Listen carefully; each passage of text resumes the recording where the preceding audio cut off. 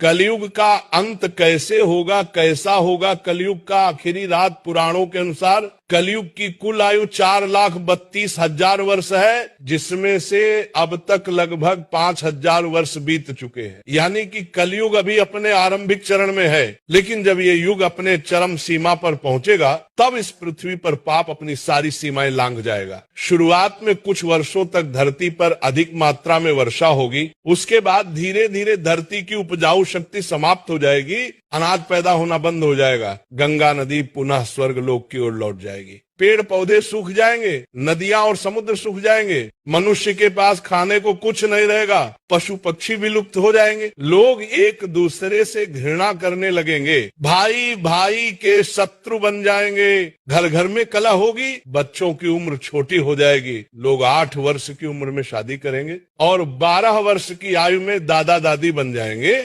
औसत आयु केवल 20 वर्ष के आसपास रह जाएगी। धरती पर हर तरफ अंधकार छा जाएगा, लोगों के हृदय से दया, करुणा और धर्म समाप्त हो जाएंगे, भगवान का नाम लेने वाला कोई नहीं रहेगा, हरि कीर्तन और भजन बंद हो जाएंगे, साधु संतों की हत्या की जाएगी। जब कलयुग अपनी अंतिम सीमा पर पहुंचेगा तब आकाश में 12 सूर्य दिखाई देंगे, उनकी गर्मी इतनी प्रचंड होगी कि धरती पर मौजूद सारा जल वाष्पित हो जाएगा, समुद्र सूख जाएंगे, नदियां गायब हो जाएंगी। उस समय मनुष्य की बुद्धि पूरी तरह नष्ट हो जाएगी, लोग एक दूसरे के मांस खाने लगेंगे, मानव मांस की मंडियां लगेंगी, धरती पर केवल पाप, अधर्म और हिंसा का राज्य होगा। और जब इस पाप की सीमा पूरी हो जाएगी तब भगवान विष्णु कल के अवतार के रूप में पृथ्वी पर अवतरित होंगे। वह अपने दिव्य रूप में सिर्फ 3 दिनों में सभी पापियों का विनाश करेंगे। इसके बाद धर्म की पुनः स्थापना होगी, सतयुग की शुरुआत होगी, धरती फिर से पवित्र और सुंदर बनेगी। लेकिन पुराणों में एक और गहरा संदेश छुपा है।